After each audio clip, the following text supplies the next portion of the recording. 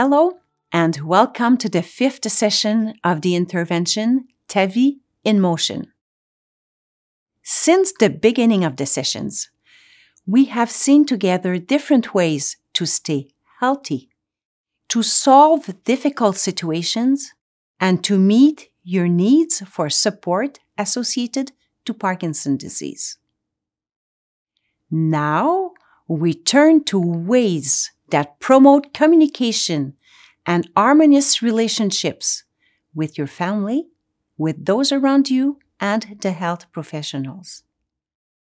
This session aims to help you exploring different communication skills and practicing the problem-solving approach to maintain or improve communication.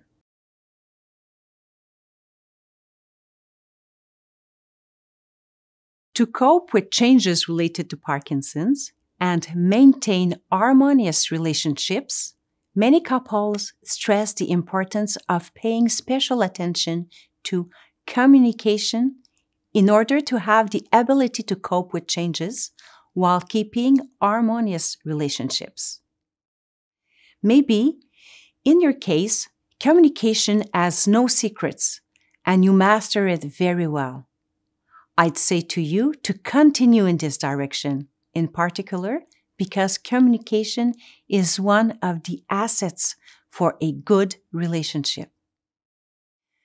Whether you master communication effectively or your level of communication needs to be improved, in both cases, it may happen that the needs and expectations of one of you in the couple are different.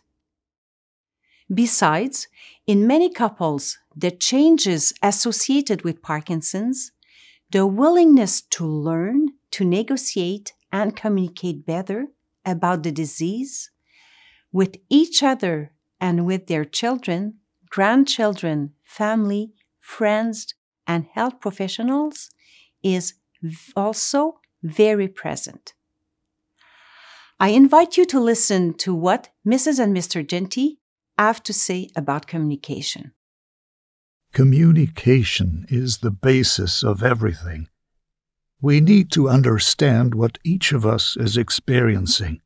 Sometimes it's difficult with Parkinson's, and we need to know how to do it better.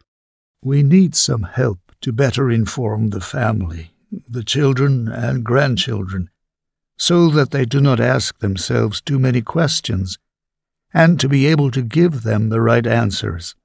It seems to me that he, as much as we must learn how to communicate better, to prepare how to ask, how to receive, and how to accept help. It may help us keep our quiet pace of life, prevent misunderstandings and many problems.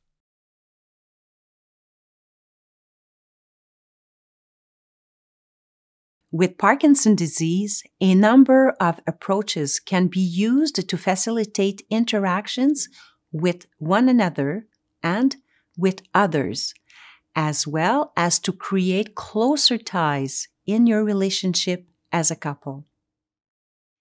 Several approaches allow you to refine or to keep your communication skills. You may recognize ways you are already using, which are parts of your routine and that are working well for you as making you feel on the right track. Also, you will discover new ways that you can try and then evaluate the results. Generally, applying new things can be difficult, but training is everything. And as you know, practice makes perfect, and with time, things become simple and natural. In other words, as the old saying goes, it's by smithing that one becomes a blacksmith.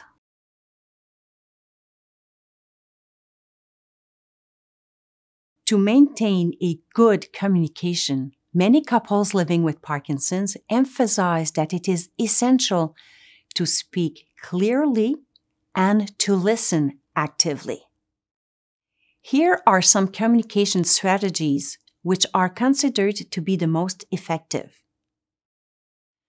to clarify the desired message, to transmit the message directly to the person concerned or to other listeners, and to use short and positive sentences.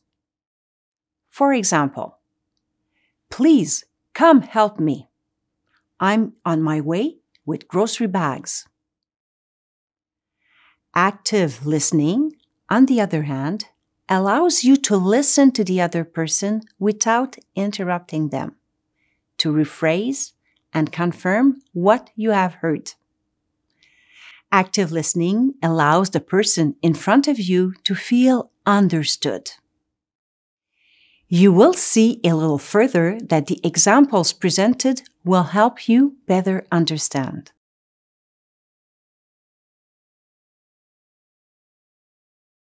It's about respecting the rhythms of each person and to allow them to proceed at their own speed.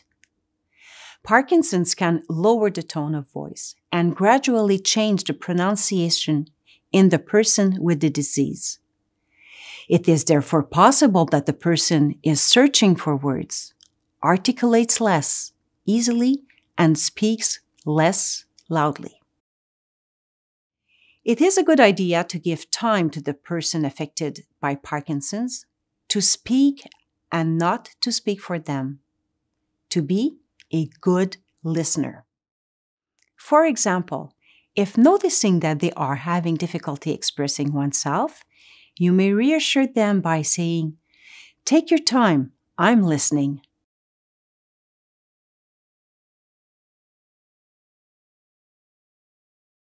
To rephrase the thoughts of the other person means to clarify the thoughts or a statement and try not to offend the person you're talking to. Here is an example. "If I understood correctly, what you mean is that you," and add their thoughts in other words.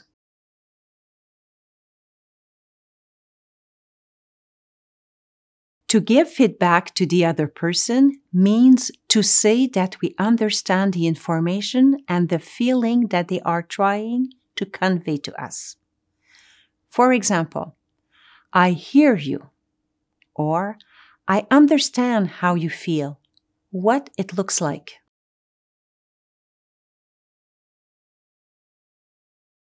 Asking questions can provide information or more additional details to improve your understanding of the situation and to confirm what you understood.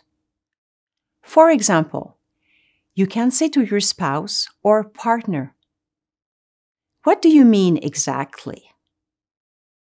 Let's find out what Mrs. and Mr. Wilson use as strategies that facilitate communication between them. For us, it's important to say what we think, and also to think about what we say. That way, we're avoiding a lot of misunderstandings. Parkinson's also, when I have something to say, I try to stay calm. I take a good breath, and I protect my voice so that the others can hear me. At first my voice seemed louder, but it was just an impression in my mind. So, not to get confused, I'm talking about one subject at a time or one thing at a time. It's also easier if I use short sentences or brief explanations. It's important to give time to people with Parkinson's to say what they have to say, to ask questions, and to ask them to clarify if we haven't understood them correctly. I wouldn't like to be rushed or misunderstood or someone else spoke on my behalf. I'm making efforts to act that way and to give him some room. It just takes longer. It doesn't matter, because in our retirement years, we have all the time in the world.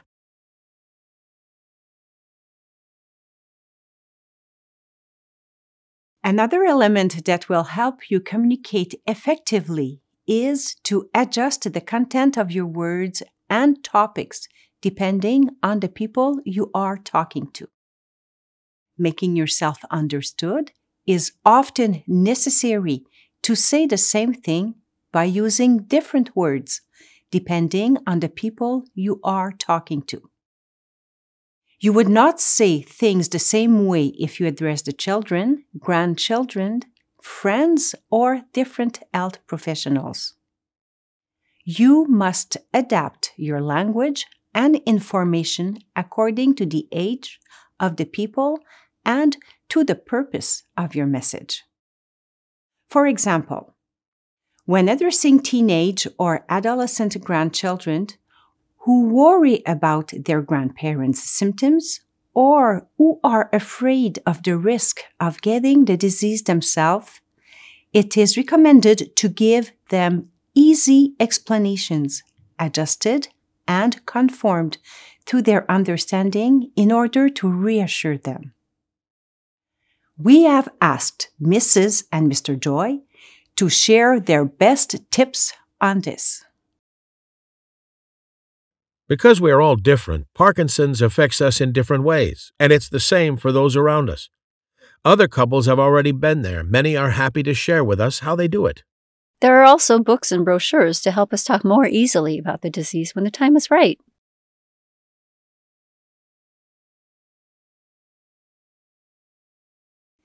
To promote effective communication and mutual understanding with healthcare professionals, try to be systematic and organized in the way you explain your situation and ask questions during follow-up medical visits or phone calls. Before appointments, I would suggest to you to reflect about your present situation. What are the questions that often come to mind these days? What is it that worries you the most right now? What's the most difficult to achieve? When does it happen? Who or what aggravates and alleviates the situation? What would you like to improve and how could you improve it?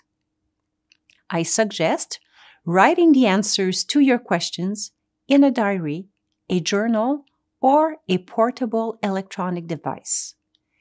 This will allow you to not forget anything, to optimize effectively your visit with your health professionals, and to be more satisfied and feel secure.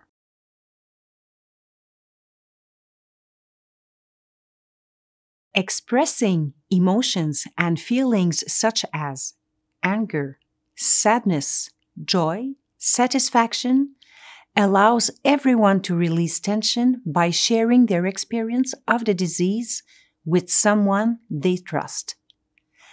To help you express your emotions, the first thing I invite you to do is to recognize the emotions you feel, as we saw in session 3. What do these emotions mean? What are they hiding? What beliefs or thoughts feed these emotions? This will allow you to clarify your thoughts and understand what the particular situation makes you experience and live. Describing your emotions in specific and concrete terms allows everyone to understand what the other person is feeling. Let me give you an example. I am afraid to tell my children about my disease. It is also essential to recognize that emotions belong to you and your responsibilities, that is to say, to speak with the I. The following example shows how you can be transformed into I. You're rushing me and you don't understand me when you speak for me. When speaking with the I, it becomes, I feel rushed and misunderstood when you speak for me. In coping with Parkinson's disease, many couples say how crucial it is to give so much importance to each other's feelings. It is helpful when everyone gives the other person the opportunity to express what they think, be it their emotions, their expectations, or their difficulties. Respecting everyone's reactions, even if they are unexpected, annoying, or frustrating, makes it possible to continue discussions and find solutions together. It also helps us understand and better adjust to changes when they happen. Talking with other couples who live a similar situation to yours can also allow you to vent and to say things you would not dare to express otherwise. This is possible within a support group in your region via the Parkinson Quebec organization. If difficulties persist emotionally, it is best to consult a health professional, such as a doctor, psychologist, nurse, social worker for further help and support.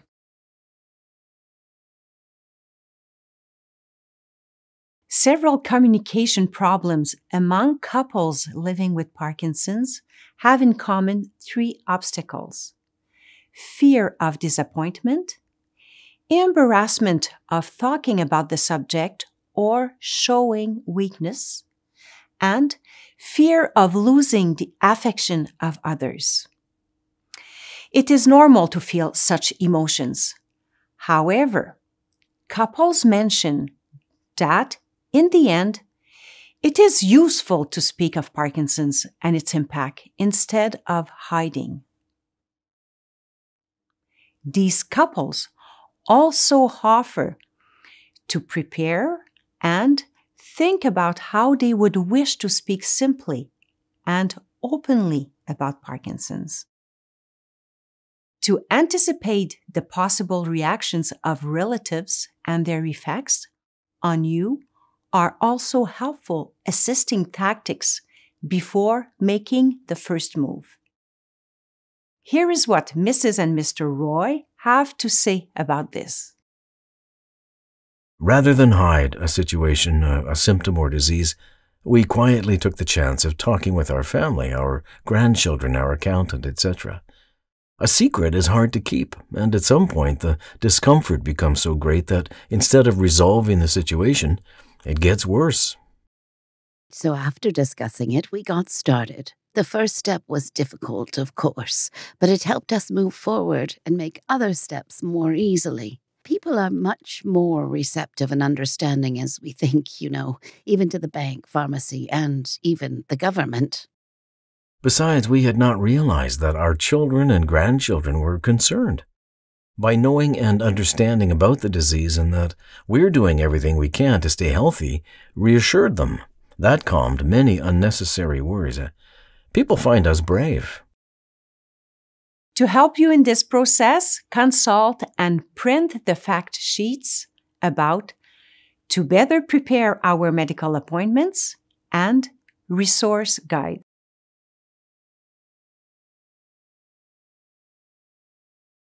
There are times, however, when Parkinson's disease tends taking up so much room in the lives of some couples, as well as in their conversations.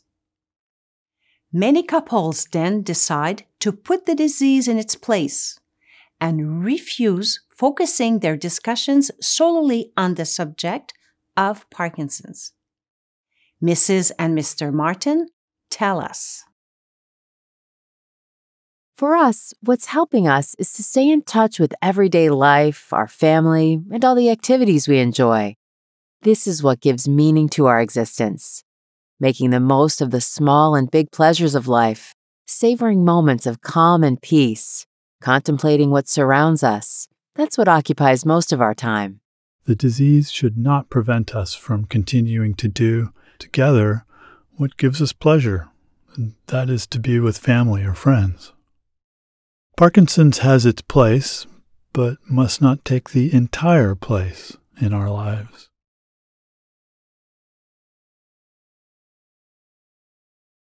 When they feel stuck in a situation, some couples find it useful to name what is going on and to change their vocabulary to get out of the dead end to discover liberating solutions.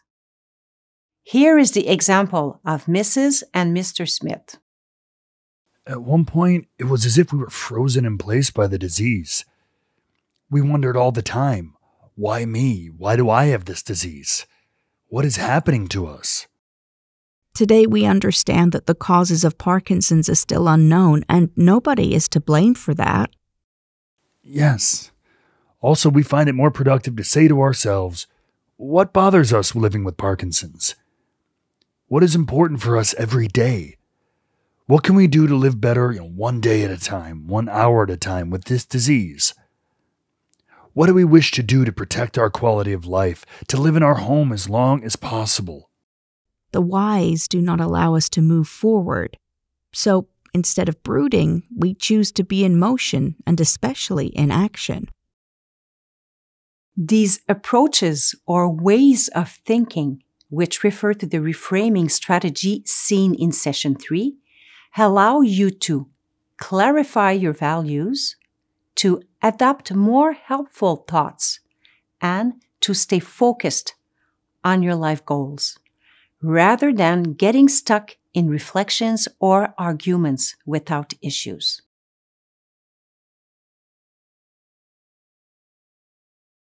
When you recognize what you are saying or doing is not working, or when your expectations and needs are different in your relationship as a couple, I suggest that you try to do something else. As Parkinson's disease is a relatively new situation in your life as a couple, it often requires strategies that you did not have the habit of using in the past. I recommend changing your approach and trying different strategies to reach your goal. These strategies, which appeal to mutual compromises and which suggest win-win solutions for both partners, are based on the idea that with creativity and motivation, a solution can be found to integrate the visions or the positions of each of you. Mrs. Roy tells us, "It's by being less on the autopilot, by changing tactics, by doing a little less than what we used to do, that we do usually get better results. After following a few tries, there is no point in repeating a solution that doesn't work. We then seek new solutions elsewhere."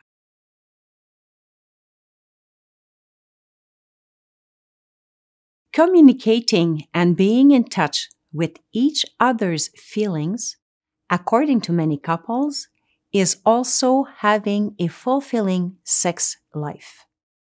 Sharing moments of intimacy is a source of communion, privileged moments of pleasure, and even growth of a special communication in their relationships.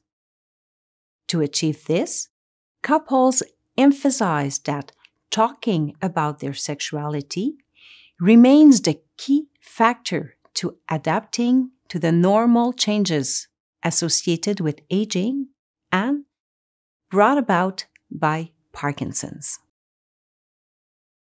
My husband helps me a lot because he considers me, despite Parkinson's, as a full-fledged woman.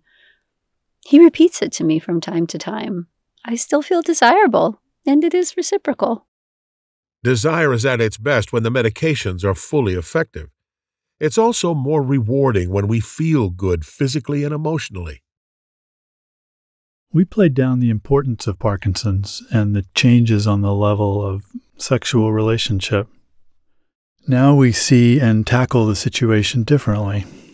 Preliminary caresses and tendernesses occupy more space. We are less concerned with performance. It's the quality of the present moment that counts. We've discussed our concerns about our sexuality with the nurse and with our doctor. Today, there are different ways to help couples like us, depending on the difficulty encountered. It's no longer like in the old days.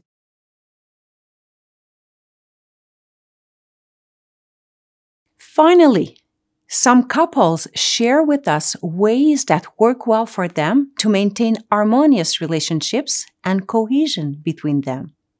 According to these couples, it takes love and trust, mutual respect and complicity, collaboration, negotiation, and also compromises on both sides. to accept our shared responsibilities.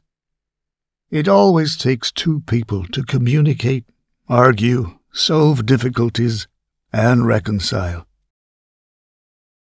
Humility to apologize and to fix a mistake. Sense of humor, that is being able to laugh at oneself, at others, and at situations that are beyond us. Spice up the relationship with surprises, creativity, and even sometimes weird, crazy things. Smiles and thanks. It's amazing how these little rewards do good. Courage, understanding, and gentleness. With that, we can go a long way on unlimited mileage. Wisdom to recharge, to take care of yourself, to take care of each other and of our family. Desire and wish to resolve difficulties before going to bed. To help you in this process, consult and print the fact sheet about when relationship and communication rhyme with cooperation.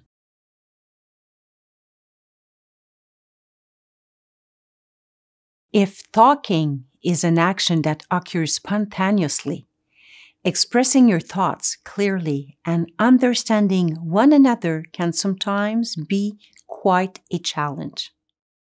Harmonizing words, emotions, and gestures is sometimes real gymnastics for couples living with Parkinson's disease.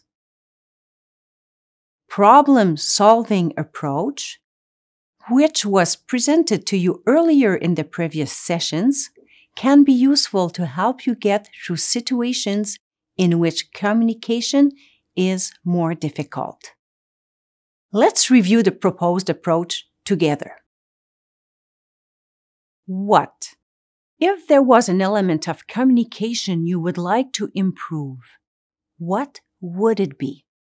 What strategy have you been trying in the past? What obstacles? If you would encounter an obstacle at the communication level, how would you get around it? What benefits would you get to make this change in terms of communication? What resources do you have in your relationship as a couple, with people around you and in your community to improve this element of communication? How would you go about it? When would you start this process for change? I now invite you to discover how other couples have managed to improve an aspect of communication with this approach.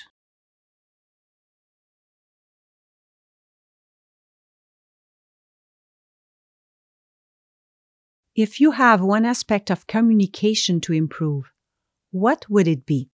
Since my husband has Parkinson's, he sometimes searches for words and doesn't speak loud enough. It's true. It happens to me, especially when I'm off. I'm starting to have a little bit of deafness too, so that doesn't help our situation. So far, what strategies have you tried to improve this important element of communication between the two of you? I tried to give him time to say what he has to say, but it's difficult. Sometimes I finish the sentences for him. Sometimes we end up talking both at the same time. I even finish my sentence and she ends it for me. Other times I still speak but not loud enough, so she can't hear me. How do you feel when this happens? I feel rushed, and I don't like it when my wife does that. I understand.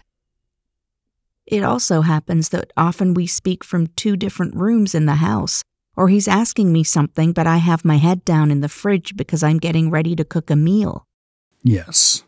Or when we try to talk to each other in the car and you don't have your hearing aid. If this aspect of communication was completely changed, what would be different for you both? What would be the benefits? We'd understand each other better, and we'd get less on each other's nerves. What resources could help you improve this aspect of communication, and how could you do it? That's a good question. $100 question. To help you, are there times when communication goes well? How do you go about it in those moments?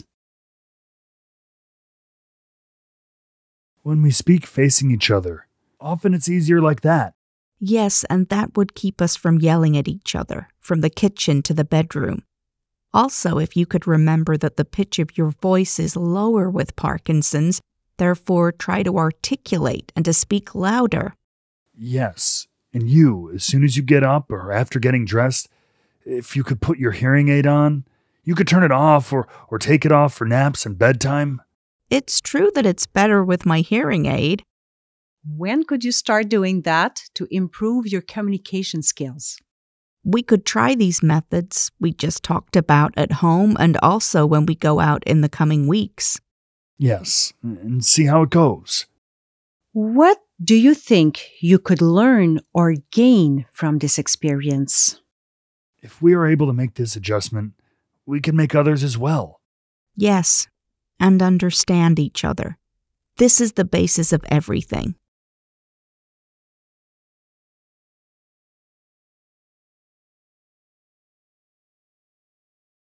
When I have an appointment with my doctor for Parkinson's, I'm nervous. I have things to ask him, but sometimes I forget the questions I have in mind.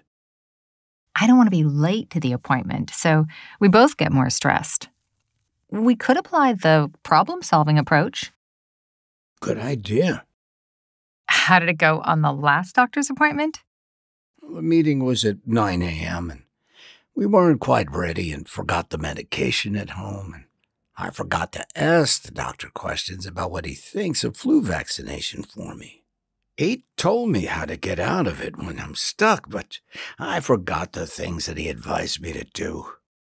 We were stressed and tired before we even saw the doctor.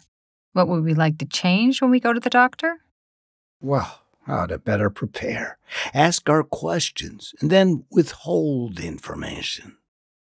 So far, what have we tried to do to improve our doctor visits? I don't see. We're still doing quite the same things. It seems to me that we're still behind and running late. What obstacles could we improve to our doctor's appointments? Traffic. We are not well prepared enough. We may run out of time. We can forget it. If we could improve communication when we see the doctor, what would that give us? What would be the benefits?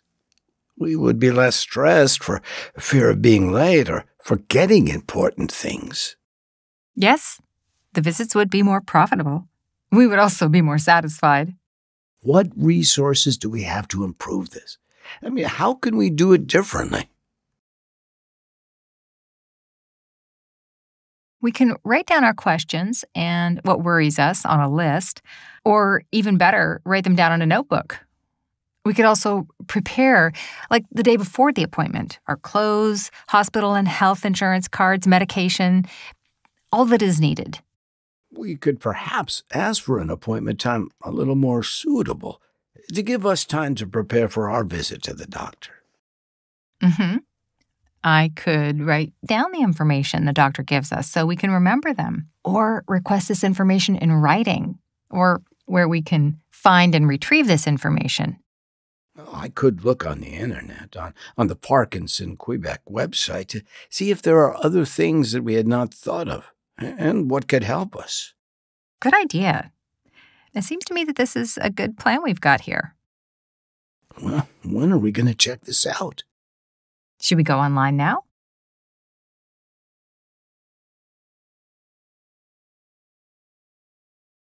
The problem-solving approach has enabled these couples to communicate better in difficult situations. In the case of Mrs. and Mr. Smith, Parkinson's and deafness did not mix. By mutual agreement, they decided to speak facing each other to communicate together more effectively. For their part, Mrs. and Mr. Wilson needed to communicate better with medical professionals.